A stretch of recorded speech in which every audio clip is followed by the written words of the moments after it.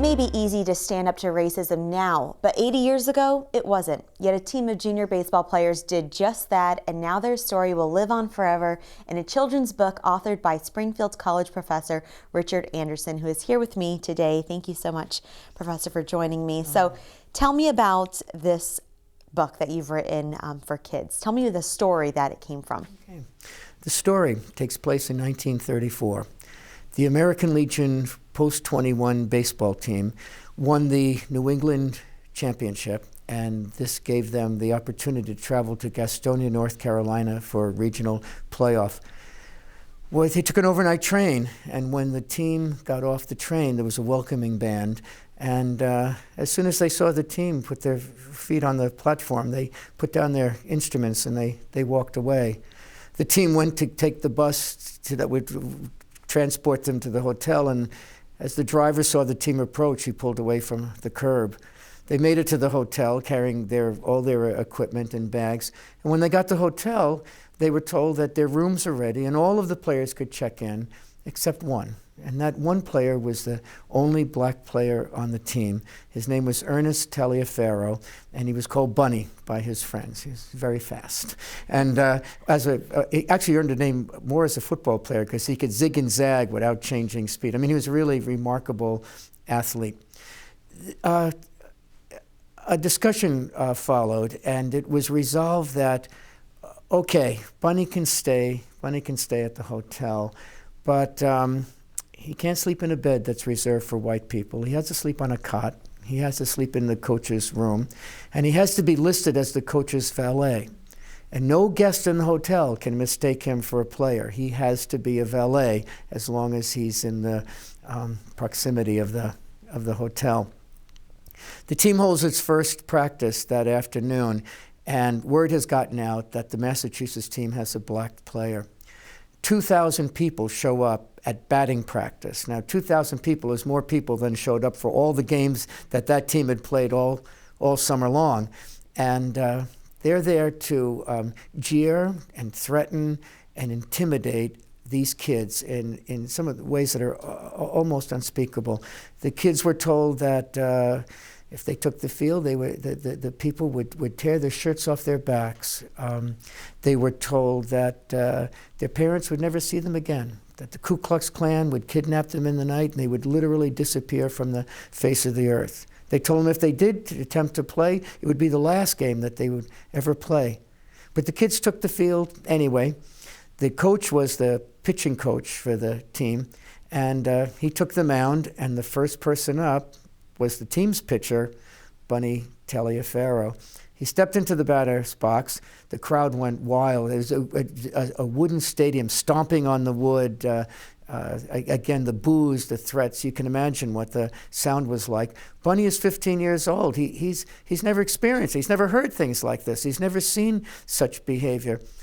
But he steps into the batter's box. And I should say this too. Up to this point, Bunny and none of the players really have any voice in this. They've not been able to say what they think or what they feel. Everything has been decided for them by the adults. But Bunny does have something that he can speak with, and it's his baseball bat. And he has the athletic prowess to know how to use it. The pitch throws the first pitch over the plate. Bunny hits it out of the ballpark. This silences the crowd for a few seconds, but they start in again, louder than ever. Second pitch comes down, Bunny hits it over the park. 4 more pitches follow. Bunny hits each one of them out of the park. And not just over the head of the outfielders, out of the ballpark. Airmail, special delivery to the people of Gastonia. That's when the insults become replaced by empty Coca-Cola bottles, empty tin cans, loose stones that can be picked up and thrown, half-eaten hot dogs, and the team has to flee the field. When they get back to the hotel, they're told that as long as Bunny is on the roster, the team cannot attend the welcoming banquet that was being given for all the teams that evening. And the teams from Maryland and Florida have already announced that they're not playing on any field where Bunny takes a position. So the coach holds a special meeting in his room, and he gives the players a choice. He says, look, we can play without Bunny, and he makes it very clear to them that he thinks they can win without Bunny, and if they win, they'll go on to the national championships in Chicago, and Bunny will play then. They can do this, or they can go home. And the first one to speak is the team captain, Tony King. He's still alive. He's 96 years old today. He's the sole surviving member of the team. He's 16 years old, and he's given the honor of speaking first because he's the captain. He says, Bunny is a member of this team. If Bunny is not playing, I'm not playing either. All the players follow suit. They vote unanimously and without debate to pack their bags and to go home. Now, nowadays, if this happened, of course, we'd be appalled. We can't believe that this is happening. But 80 years ago, it must have been the complete opposite, where people would be appalled at these young boys' decisions. But they decided to stand up for their teammate. Why? I think there are a number of explanations, but I should say also today that racism does exist. It takes some more subtle forms, but for those who are victims of racism, they feel pretty much the same way that Bunny does. I mean, what does racism do? It diminishes, it demeans, it makes Bunny and those who have suffered from discrimination, they feel embarrassed. They're humiliated. They're made sometimes to feel ashamed, which is the idea of it all. And also, in the case of Bunny, Bunny feels responsible for what's happened. He feels guilty. It's him. It's because of the color of his skin that's caused these things to happen. So the behavior is outrageous. The extent of the display of racism doesn't exist today, but the racism does. And when it hits the people who experience it, the feelings aren't much different than Bunny's. But you decided to take this story and basically make it live on forever in the form of a children's book. Are you hoping that this will impact kids in future generations to never forget what happened in the past? Yes. The thing is that one of the a common occurrence in schools today, and probably in both of our times, is bullying. And it's only been in the last couple of years that bullying has sort of caught the attention of the media, and people are doing things about it. In one way, Bunny is a role model for how to stand up to bullying. He stands up to 2,000 people and hits 6 home runs out of the park. This is an extraordinary feat. There aren't many people that can stand up and hit and accomplish something like he did.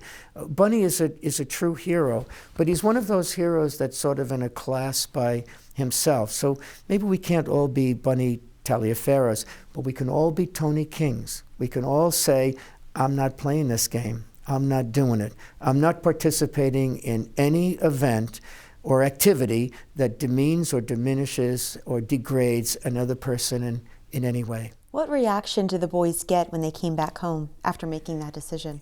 They were welcomed home as heroes. And more people showed up in Springfield than showed up at the batting practice in Gastonia.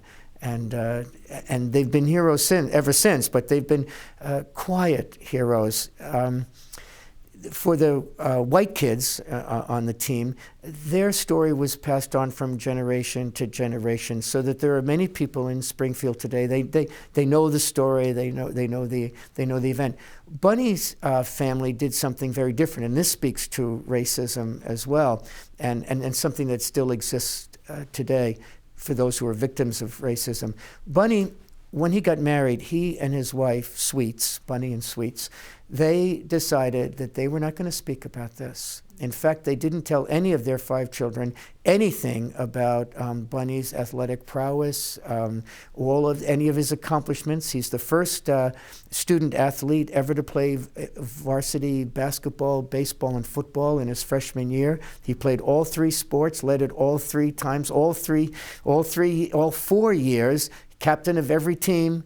All the way through high school. He was undefeated as a pitcher, stole more bases, hit more home runs, scored more touchdowns, was all-city football, 1934, 1935. College scholarships offers from places as reputable as Dartmouth. But they've decided not to tell their kids anything about it. And it wasn't until Bunny died he was 50 years old, 1967. It was his birthday. He died. It wasn't until his funeral that the late Judge Danny Keyes and other members of the team, State Congressman Johnny Coffey, these were the pallbearers. And the members of his family, his kids, were wondering, judges, congressmen, what are they doing here? Why are they carrying our dad? And they found out. But they still didn't know much about Bunny because they weren't connected with the white families. Sometimes people ask, why did Bunny and Sweets decide not to tell anybody about what happened? And this again speaks to what happens for people who are victims of racism. Sometimes the experience is so painful, it's so hurtful, it's so damaging that they just don't want to go there. Why go through, 5 kids? Why go through all that over and over again with all those kids and talking about it at family functions and the rest? When it was better just to erase it from the family's history. Talk about this coming full circle. The first African-American governor of our state just recently read this book to children at a school, and he was joined by Tony King, who's 96, like you mentioned earlier. Talk about the full circle of that coming around. Well, the thing I think that's most impressive about Bunny's behavior and the team's decision to come back to Springfield is that it happened so much before any of these wonderful things have taken place. 13 years before the world heard of Jackie Robinson, this was a group of 15-year-old kids who decided to stand up for their friend and take a stand against racism. It's 29 years before Dr. Martin Luther King gave his "I Have a Dream" speech. The decision of the kids to return to Springfield, this may be, if not the earliest, one of the earliest civil rights protests against discrimination of the kind that Dr. Martin Luther King led us in. It was terrific seeing Governor Patrick speak to the kids. He has a way of communicating with children that is absolutely beautiful to watch. And you're talking to someone who's been a teacher for 47 years. And I got a clinic today on how to read a book to children, how to get them to interact with the story and with each other. He was really, really absolutely superb and a genuine human being. And can I say something personal about what happened? Well, at one point in the story where Tony King says, Bunny is a member of this team. If he's not playing, I'm not playing either. When I first wrote that story, every time I'd get to that point, tears would, I would get really emotional about it. But after so many drafts, so many years go by, I didn't have that same response when I read those lines. But when Governor Patrick was reading them, his eyes welled with tears, his voice choked, and it just brought me right back to what this story was all about. It's about friendship, it's about loyalty, it's about placing human beings above winning. It's about ordinary people doing extraordinary things, and it sent the message to the kids who were listening to Governor Patrick. I hope it sent this message that they can be a hero at any age. We can all be heroes at any age. All we have to do is say no. Very true, and I'm sure if Bunny wasn't there in person, he was still there in spirit. Professor, thank you so much for your time. Well, thank you.